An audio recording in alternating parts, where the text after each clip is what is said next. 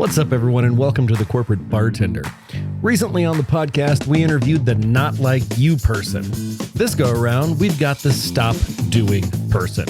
We've got Liz Weber on the program. Today, don't know Liz? Don't sweat it, we've got your back. She's a CEO, sought-after keynote speaker, and the author of 10 best-selling books. Liz is a top 25 global guru along the likes of John Maxwell and Simon Sinek. It's pretty good company if you ask me. Liz is a wealth of knowledge, and she was just a blast to talk with. Today, we're going to get into her book, What Human Resources Professionals Need to Stop Doing. This was an amazing conversation, and I think you're going to dig it. So buckle up, TCBers, grab your favorite cocktail, and let's get right on into it with Liz Weber on today's TCB.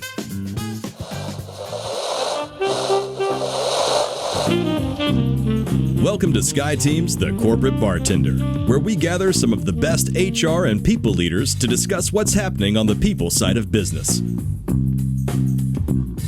Now pull up a stool, belly up to the bar, and join us for The Corporate Bartender.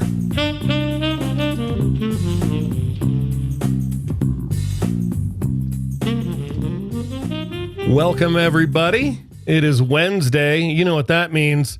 It's your favorite day and mine. It is Corporate Bartender Day. It is the 19th of February, 2025, and the 217th time that we have convened this group of amazing folks. I'm excited. Today's going to be a fun day. As I like to say, we've got a guest. She's the person that you don't recognize here. Her name is Liz Weber, and I will tell you more about her in just a second. But I just want to talk about a couple of upcoming guests before we get into our conversation.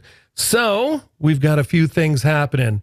On the 26th of February, we've got Linda Ugolo. She's the author of a book called Delight in the Limelight, Overcome Your Fear of Being Seen and Realize Your Dreams. That sounds like a tall order, and I planned on asking Linda all about that. And then on March 5th, we've got a returning guest, Robin Bolton. She's got a new book out called Unlocking Innovation, a leader's guide for turning bold ideas into tangible results. Those are upcoming, but today, it's all about Liz. We've got Liz Weber here with us today. She's been named one of the 2025 top 30 global gurus for leadership, along with Simon Sinek and John Maxwell. That's pretty good company. So when Liz Weber talks, people listen. Isn't that an E.F. Hutton ad? I think that was. That's dating me right there. When Liz talks, people listen. She's an advisor to boards, owners, C-suite teams. She's written a ton of books. We're going to talk about a few of them today, but I didn't warn her. And Liz, we like to dance people onto the show. So I'm going to give you a good, warm TCB welcome. Yeah, see, I leave the music going until the dancing starts. It's usually the dudes that don't want to dance there. Sometimes they roll their eyes at me and they're like, really, Eric, this is what we're going to do? No. Thanks, Liz. Thanks for being here with us today. Well, I'm happy to be here, Eric. Thank you. Yeah. Well, hey, we always like to start with a little bit of an origin story. So I imagine that when you were a wee child, this isn't what you thought you would end up doing. So tell us a little bit about how it started and how it's gone. Yeah, no. So this is not what I thought I was going to be doing when I was a wee child. I grew up in a small farming town in Wisconsin, and my mother had been a nurse before she became a full-time mom and homemaker. And I thought I was going to be a nurse. And that was my goal and my focus until I was probably a sophomore in high school, I think it was. And that dream, Eric, came to a rapid end when one of my brothers, he was on spring break in Florida and his appendix burst. Okay. So he was immediately rushed back home in the hospital, had an emergency appendectomy. And my mom and I went to visit him in the hospital, and we walked into the room, and he was just in his bed, and he was all, he was out of it. His wound was open. Oh. He must have been thrashing around. He had ripped the ivy out of his arm, so he had blood rushing down his arm. And I went, and I realized You're like, deal breaker. moment, Yeah, I realized in that moment, you know what? I think I'll go into business and I'll deal with business stuff. And there's no blood involved with that. Or at least So much that kind of, less. yeah, that kind of changed my focus. And then I got redirected actually in my capstone course in college. I was studying international business. I wanted to be a commodities broker. Had no idea why. I thought that would be cool.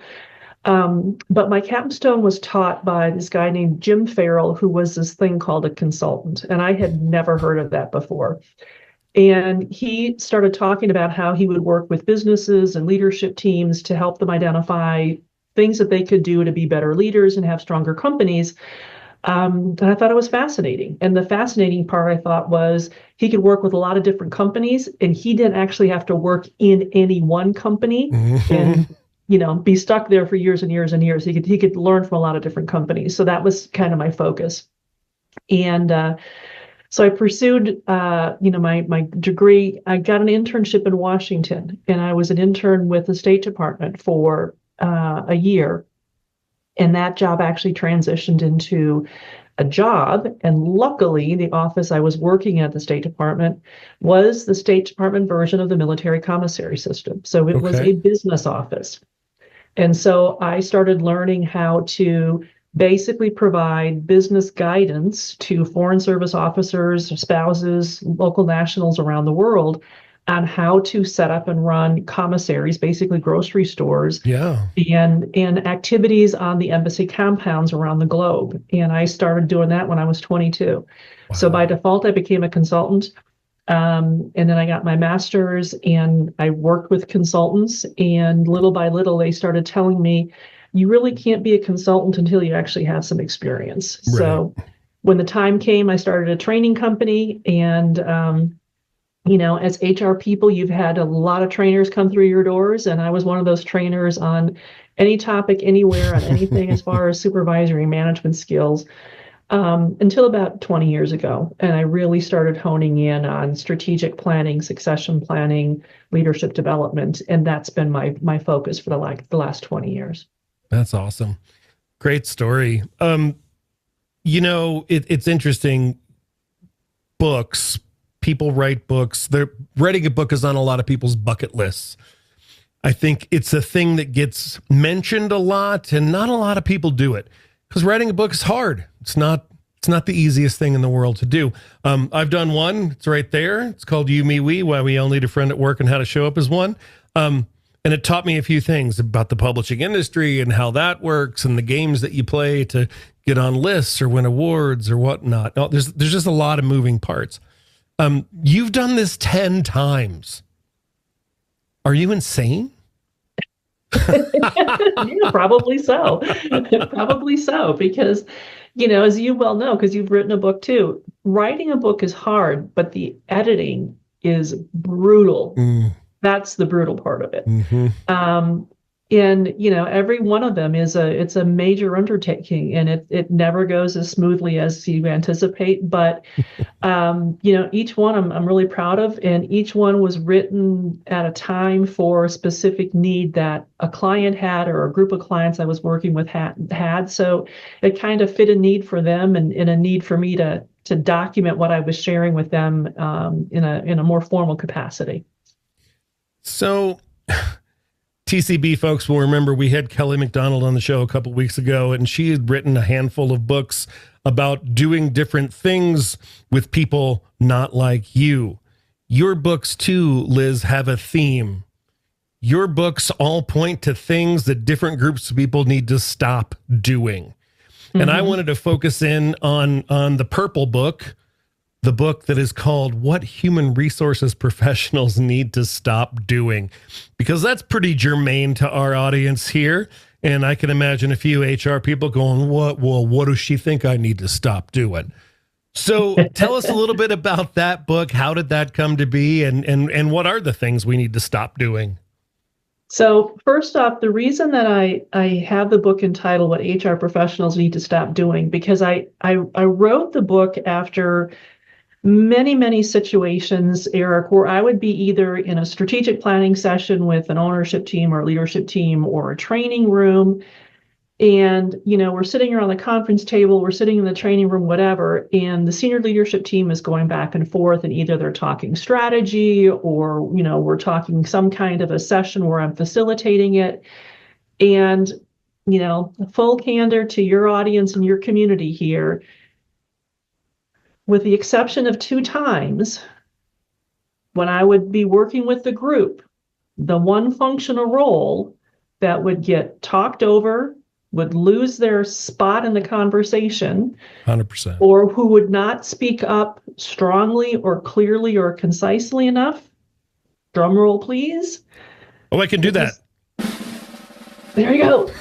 It was the HR professional, and it was like, come on, you guys are me inside the organization. When I talk with you, most of the things I'm sharing with the group, you're like, yeah, I've told them that. Yeah, I've told 100 times. and you've told them that, and you tell me things I don't know, but for whatever reason, they're bringing me in and paying me big bucks, and you're sitting there going, I know this already, and they don't listen to you. Yeah. So in working with a number of my HR contacts, I would start by default coaching and going like, Eric, okay, we're going to have a strategy session now.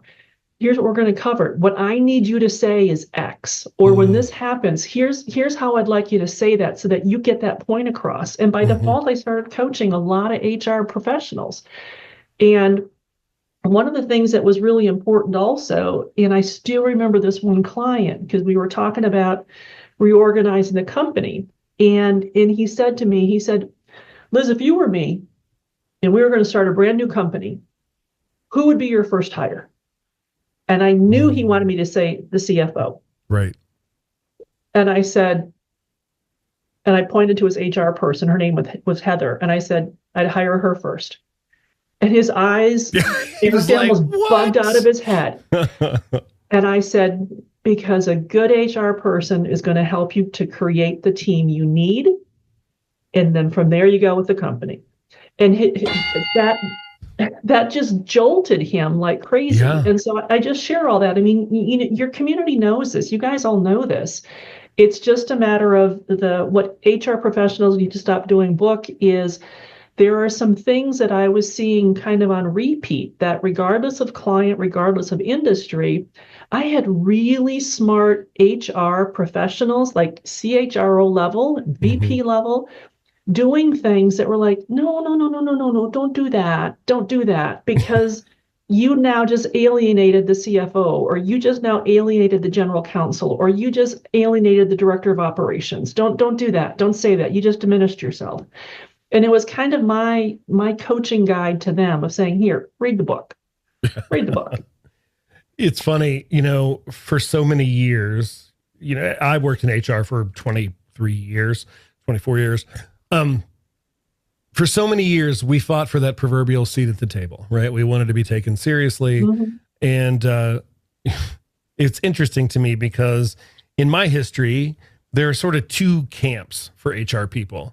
There are the sort of old school personnel, more compliance oriented folks.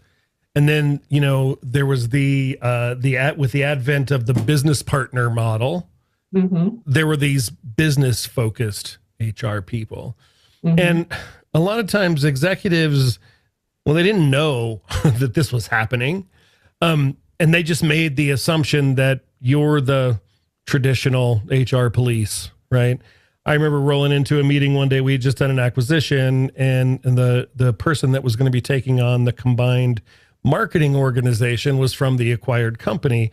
So we didn't know each other. And I was on the staff, of course, of the marketing VP. So I showed up to her staff meeting, and she walked in and she looked at me and she goes, "What are you doing here?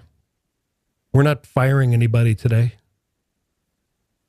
And she did this with her hand. Ooh. Yeah, dismissed me. And I was like, maybe we should get some time together where I can kind of explain how we do HR here. So it's interesting. I hear you talking about HR people saying things or not saying things. In my experience, a lot of people, once we got that seat that we've been fighting for so long, a lot of people didn't know what to do with it. I worked for people in HR, and I would ask, they would talk about the client groups that they represented. And I would be like, well, what do they do? Talk to me about why they exist, how they do business, who buys their products, why do people care? And they would answer with things like, I don't know. I have no idea. I'm like, well, how can you help them if you don't even know what they do? So in your experience, Liz, is it in coming up with this book and putting this book out there, was it more in the, I need to educate HR people about how they show up in this role? Or was it more sort of brass tacks for those business savvy folks who already have some game? To be honest, it was how you show up and realize that even though you might be wicked smart, when you are sitting at the executive table or you're in, a management meeting with other managers, you're not coming across as a peer in many situations, as a respected peer. A couple of the things, and you just gave a great example, is one of the things I talk about in the book is you're continuing to carry the traditional view of HR forward, which is find me a butt, get it in the seat, fire people, do onboarding. That's it. We'll call you when we have an issue. Right. And if you're perpetuating that, obviously that's not good for you. It's damaging. Right. If it's being perpetuated by management and you have now stepped into that role, then it's incumbent upon you to educate management to say, hey, you know what? I can't speak to what the previous person here did or didn't do, but let me tell you what I would want to do with you and the team to really help you move the organization forward. Yeah, we'll handle payroll. Yeah, we'll handle benefits. Yeah, we'll handle onboarding. Yeah, we'll help you get the people that you need. But what I'd really like to do is work with you and the managers to make sure that as we move this company forward through the strategic plan, I'm helping your leadership team and your managers project really what the talent needs are and what the policies and systems that we need to have in place to really have the right people in the right spots at the right time to do great things with this company.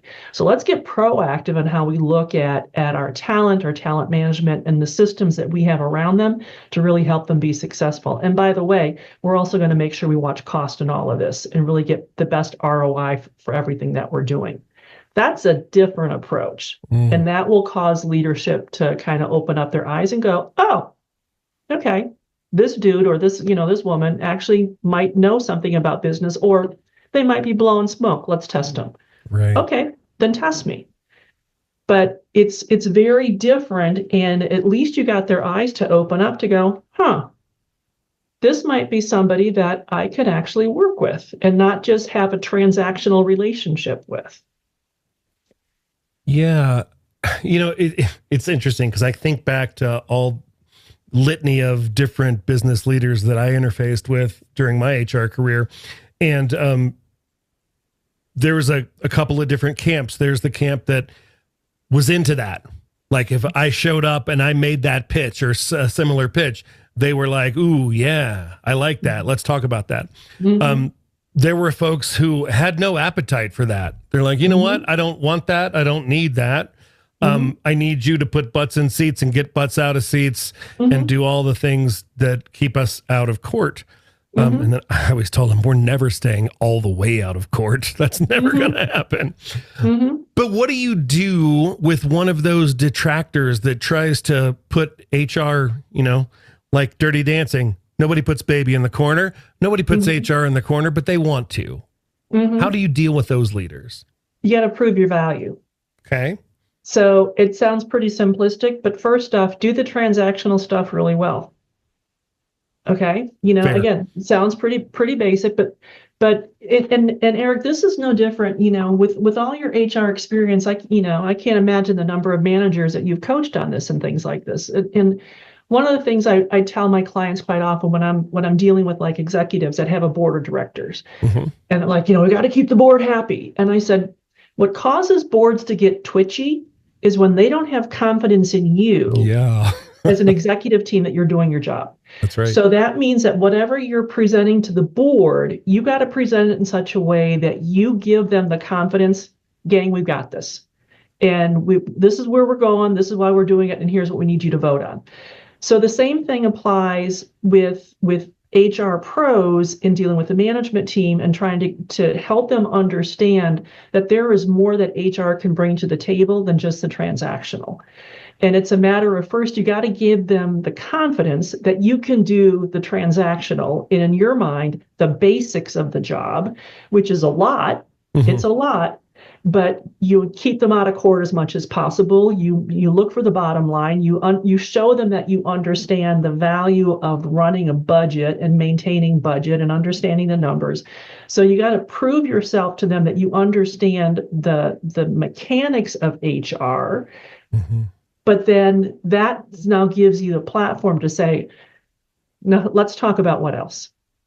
Let's talk about something else. Let's talk about the next opportunity. I was having lunch with Reggie the other day. He's talking about this. He and I started brainstorming. Let me come back to you with an idea of how I might be able to do X, Y, and Z.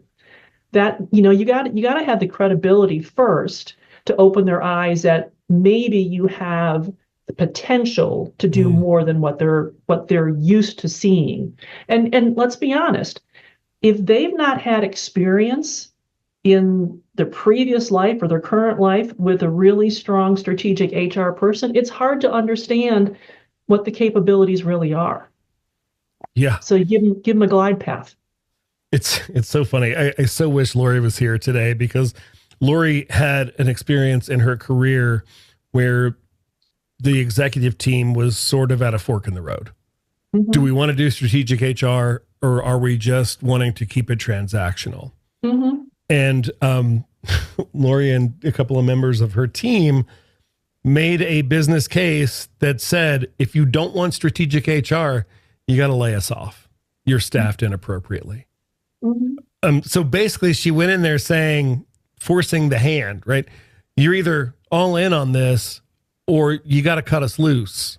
Mm-hmm. And the rest of the executive team was like, whoa, no, we don't want to cut you loose. Mm-hmm. She's like, all right, well, it's time to get serious then. Right. We've got 5 years of history of proving our value here. So let's do this the right way, or not at all. Mm-hmm. Good for her. Yeah. I mean, it's like, what are you not understanding? That the value is not here. Where do you not see the value of this? Help me understand. Right. Yeah. Yeah, it's interesting. I spent a lot of my career telling people the power of the business case. Mm-hmm. Like, if you have an idea, don't just, rattle it off willy-nilly at a staff meeting. Mm-hmm. Write a business case. Right. Well, what's a business case? Then I slap my forehead. I'm like, really? But yeah, I mean, it's a thing that I think gets often overlooked. Because there is, to your point, there is so much transactional work to be done. I can fill the calendar with that stuff. Mm-hmm. I can be super busy and not really move the needle from a strategic HR perspective. And, HR, when it gets looked at usually because there's something that's not working well. And sometimes that's culture. Mm-hmm. And executive leaders will look at HR and say, culture's broken, go fix it. I know you spend a lot of time in that culture space.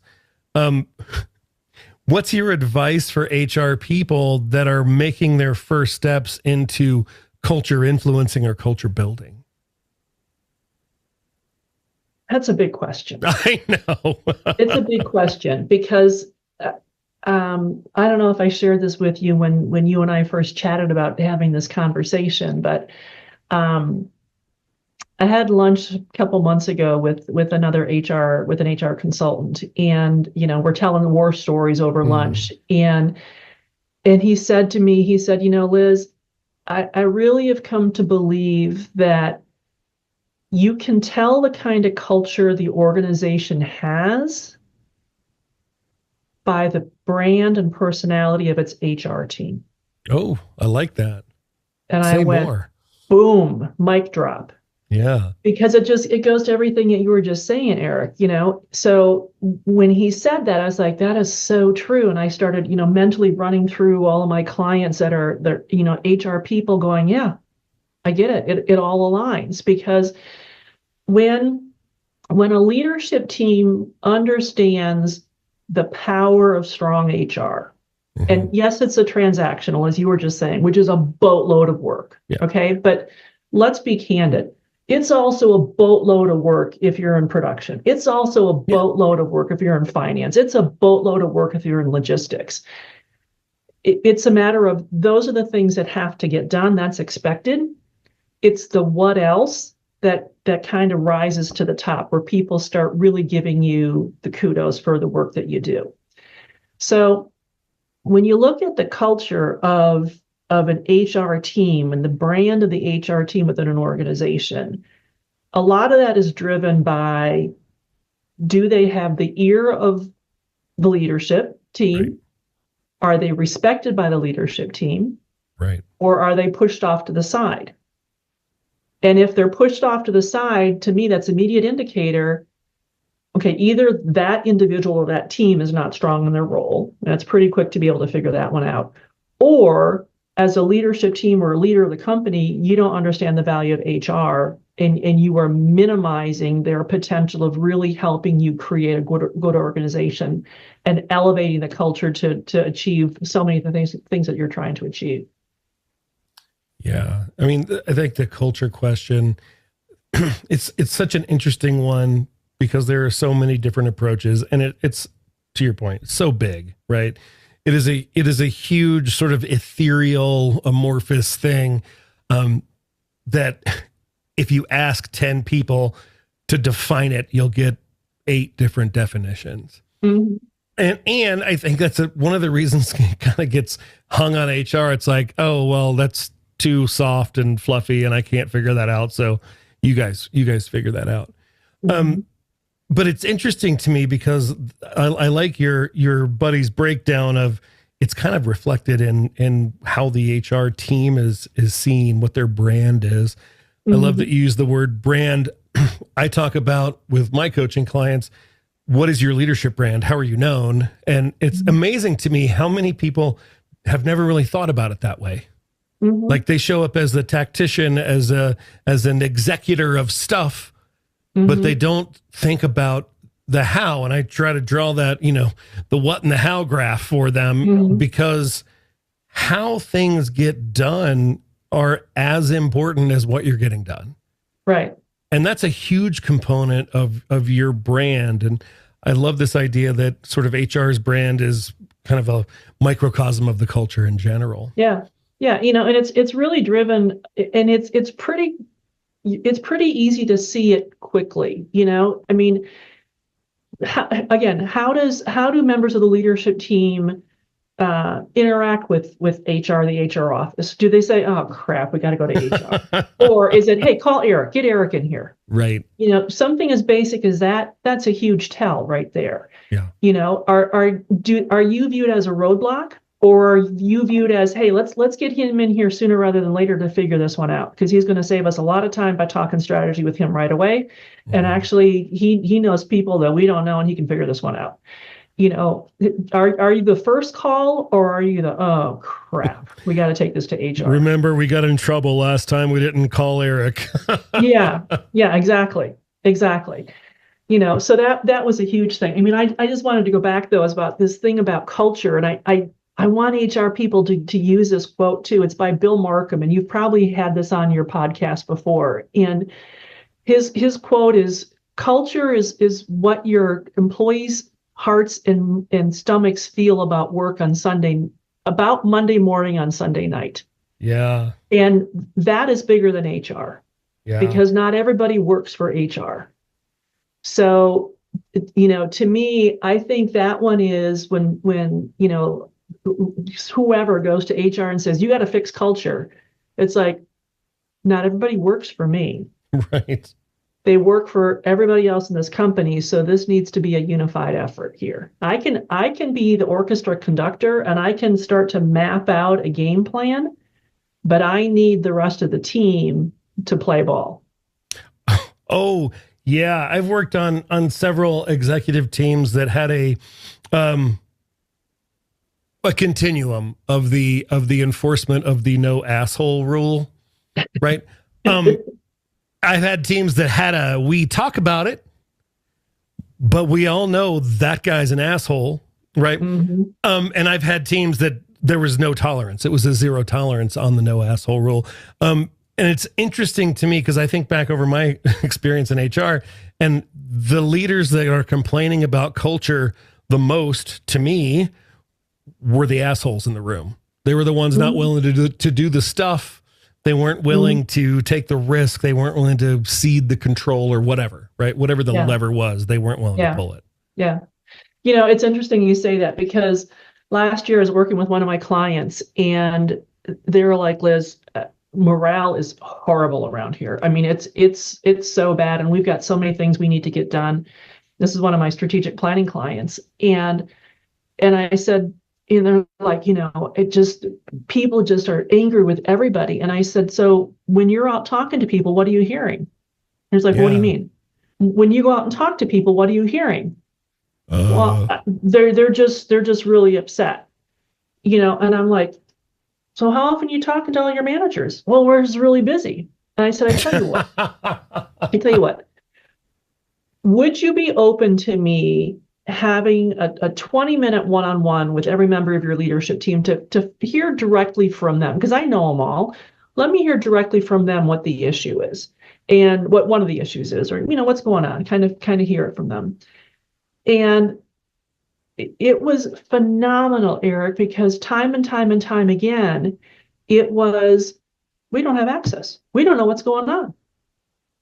You know, I mean, something as basic as that. It was like not intending to be the asshole, but being so busy doing your work that you're forgetting to tap the brakes and actually go and talk to people and clue them in. You further cause them to spin their wheels and make stuff up just to try to produce something because they're not clued in. And it was sinking culture. It was ruining relationships. It was creating a lot of unnecessary work. And when I did the debrief and sent in the report, it was like, oh God, this is embarrassing. And it's like, you know, you're too close. You don't see it. And for the best of intentions, you're actually making the culture worse. Yeah. I'm gonna give you applause for that. That's so good. We talk about, in just about every workshop we do for leaders, we talk about what we call the intention impact gap, right? I judge myself on my intention. I know why I did what I did or said what I said or used the tools or venues that I did to do or say or not do or say the things that I did or didn't say. But you judge me on how it lands, right? My intent could be pure. My intent could be perfect. But if my execution is inelegant, or you're just wired differently than me and I didn't bother to check for understanding and close the gap, right? My intention may be this, but it lands over here and there's a big gap. And it is our obligation as leaders to manage that gap and make it as small as possible. And I think a lot of times at the executive level, we forget. And we know that people left to their own devices will write the endings to the story. And those endings are almost always personal and negative. Liz doesn't like me. Liz thinks I can't do it. Liz doesn't trust me. I'm going to get fired, right? And the spiral starts. It's as easy as showing up, being present, asking questions, and listening. Not talking to someone, and when your phone goes off, you just pick up your phone and you're like, yeah, right? Thereby minimizing that other person. It's being what Ruby always calls deeply present. Right? Influencing your culture could be that simple. And, you know, I'll just add one more example to your list there. It's realizing and remembering what haven't they been included in on that you're forgetting to convey. And what I mean by that is, you know, when let's say, so you're in an executive level meeting and you have all these conversations and you come up with a decision and you tell your next level down, hey, share XYZ information. And without any further education to them, you're expecting them to be able to perfectly communicate the intent, the message, the wording, and the desired impact with never having been involved in all the preliminary conversations. Good luck with that. Good luck with that. And then you get mad because you're like, nobody shares any information around here. Nobody passes information down.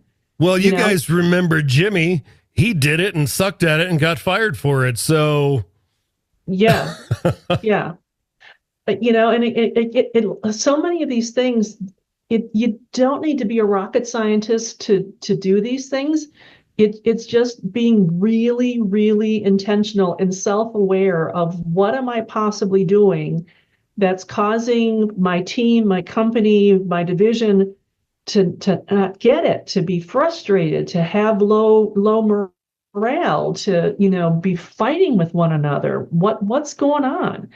I'm always a proponent of, let's look at your own leadership style first before we start looking at all the other divisions, because you can't control them anyway. That's right. So let's work on you first and get this done, and guaranteed we're going to uncover some stuff anyway. So let's clean this up, and then you're going to be in a much better position to maybe be of influence elsewhere.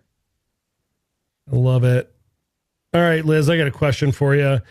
It's what I call the consultant's dilemma. Uh-oh. So you mentioned this in your origin story, right? So HR people having conversations with their leaders, they tell them stuff all the time. They're not taken seriously. Consultant comes in, says the exact same thing. They are patted on the back and given an extra bonus and touted as being super geniuses. Yep. Why? How come I'm penalized if I'm inside? From my experience, it is how the message has been conveyed. Okay. Say more about that.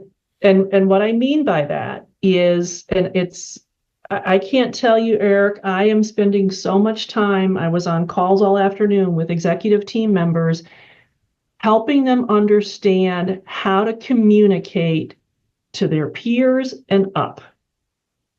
Stop laundry listing. Stop justifying. What's laundry listing? Wait, what is that? What does that mean? Yeah.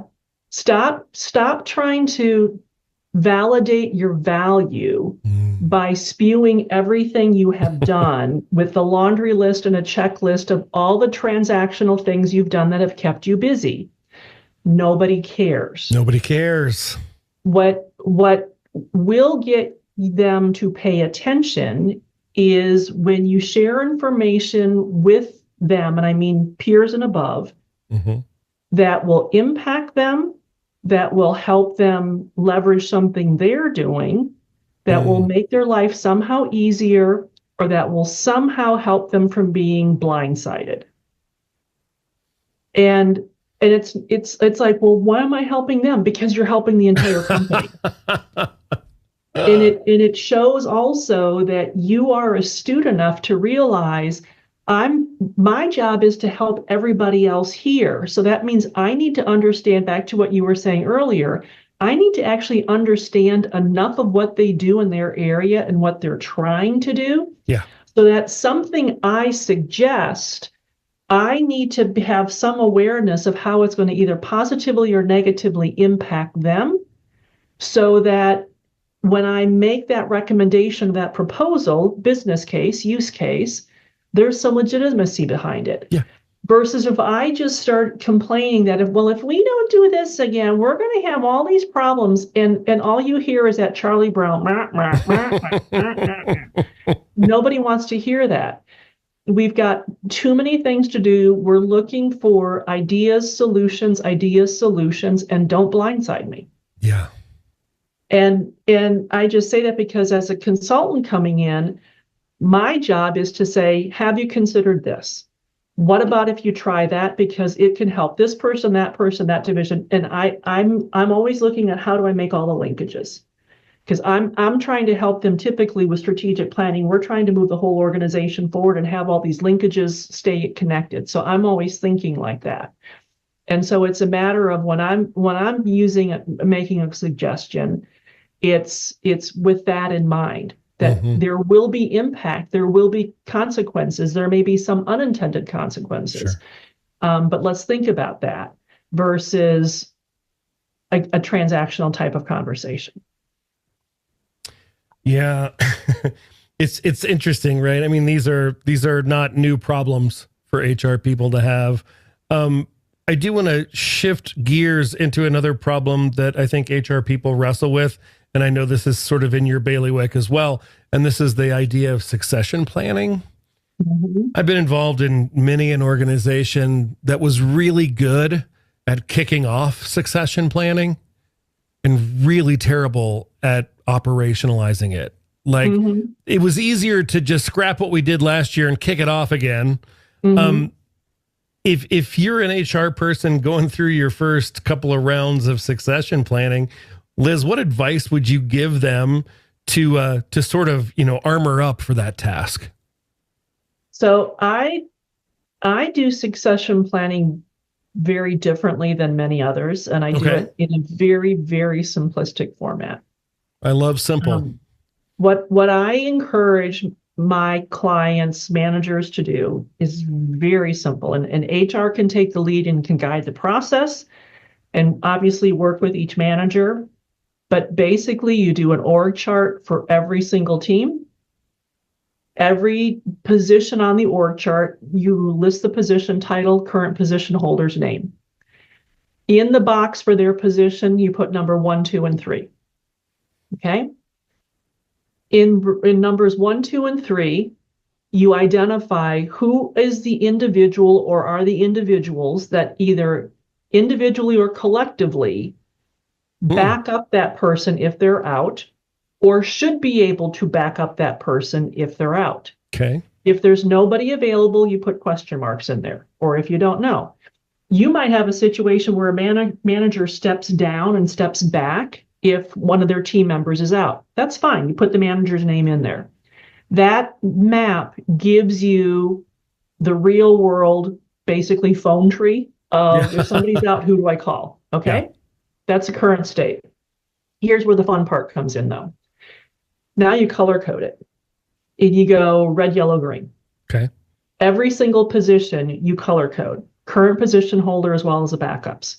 And what you're identifying, if this individual, Liz Weber rule, independently and competently, 2 keywords, fulfills their job, they're green. So whether it's a position they're getting paid for or a backup, they're green. So you're also doing an assessment of folks in place, in role right now. Right. Okay. Right. As well as backups, as well as their backups. If somebody is new, you just hired them, you're yellow because they're learning. If somebody is a backup and they've been a backup for 5 years and it's still kind of iffy, they can't do it without help, it's yellow. Okay. If there is nobody there, it's a question mark. That's pink or red. If somebody is like, this person is not making it, they're not doing it, they're red. And now you have a color-coded org chart. Ideally, you want monochromatic green, but it's probably not going to happen. Yeah. That org chart right there is a very visual map of where you need to start doing talent training and skills gap assessment, to the point about succession planning. So if you have people in positions right now that are not green, you've got a problem right now. Yeah. Today. If you've got people in a position that are green and everybody below them is yellow or red, you got a succession problem. As to if this person goes on vacation, is their phone blowing up the entire time they're on vacation? They're going, oh my God, I'm so amazing. They can't live without me. That's not a great leader. That's someone that hasn't developed a team. That's right. And so the whole idea with succession is I don't worry about my clients getting too sexy with their succession planning. Let's first do a talent map and a skills gap map and start closing those gaps and figuring out how do we need to start cross-training team members so that we move reds to yellow and yellows to green. And then that's current state. Then we layer that and we look at where is this organization going, and we do a future state map and then go through the same process. But that whole idea for succession planning is, let's not get hung up on, what are we going to do 3 years from now, 5 years from now? Because we don't have people that are in current positions that are fully understanding the scope of the work they're doing and don't have the skill sets to possibly advance internally. So we need to fix that first. Love it. I love it. It's one of those, it's one of those problems that never goes away, and there's 100 different ways to do it. I think sticking with whatever method you choose is the secret to making that happen. Mm-hmm. All too often we reboot because it seems easier. Mm-hmm. I love this color coded this color coded org chart. And as you were describing it, I was thinking about leaders that I had worked with in the past who would color it all green, even though it wasn't green. And I would have to have the hard conversation with them. Mm-hmm. Have to be like, point to the one green square and go, this guy's green? Really? Mm-hmm. He stole laptops from the company that somebody came to me, HR guy, and said, hey, I saw those missing laptops at Chet's house. And I went to Chet and said, hey, if those laptops show back up tomorrow, I won't press charges. He's not green, dude. Mm-hmm. He's not green. Yeah. Getting leaders to be honest in their assessments. It's the same thing with, performance and goal planning is like, yes, because the person shows up every day and isn't an idiot doesn't mean they're exceptional. Yes. And I've had those leaders turn in their performance evaluations to me. All 5s. Everybody's a 5. Mm-hmm. Full bonus for everyone. I'm like, that guy's been on a PIP. Really? He's a 5? Oy. So, Liz, I have a question, right? So you have a series of books about stop doing stuff. Was this a plan, or did you just find yourself coming up with more and more ideas because of your consulting experience, finding people doing shit they should stop doing? Yeah, it was that. Well, it was, so I've got what business owners need to stop doing, what HR professionals need to stop doing, what managers need to stop doing, and what women in leadership need to stop doing. That's the second book I've written that was targeted to women. But, all my books are written for either business owners or managers anyway. This book for HR was the first time I had a book that was specifically targeted to HR. But Eric, it kind of goes back to, when I wrote these, it was coming off a situation where I was doing a lot of strategic planning and a lot of leadership team work. And it was just like pattern after pattern after pattern here at the company, whether it was a business owner or managers or women in some leadership roles or the human resources professional. It was like, there are things that you can do. None of them are monumental. A lot of these things are subtle mistakes that often are made for the best of intentions that are not serving you well, and kind of just be aware of them. Really be aware of them. Yeah. Sometimes we get in our own way. We are our own worst enemies. Mm-hmm. So Liz, tell us a little bit about where we go to learn more. Where do we find you? Where do we go to buy the books? Where are you on the worldwide interwebs? Interwebs. So my website is W as in whiskey, B as in Bravo, S as in Sierra, L as in Lima, C as in Charlie.com. And if you go there, you can go to a store, which basically is a landing page that will take you to Amazon and Barnes & Noble, and that's where you can get all my books. The other place, Eric, that I'm really pretty active is on LinkedIn. Okay. And my handle there is Liz Weber, CMC. Weber has 1 B. Weber has 1 B. C, Charlie, Mike, Charlie? Yep. My pilot's heart loves your phonetic alphabet reading. I appreciate it. I appreciate you. Thanks for being here with us today, Liz. This has been a fun conversation. It's good to have you. Thank you. Thank you so much. All right. Well, everybody, we will be back next week. We got guests aplenty. Thanks for hanging out with us today, and we will see you next time. Let's go have some dinner. Thank you so much for joining us today. If you had a good time and learned a thing or two at today's happy hour, please share it with your friends. If you want to join our tribe, head on over to skyeteam.cloud/TCB or email us at info@skyeteam.com. That's SKYE team.com. Thanks again, and remember, you've always got friends at the Corporate Bartender.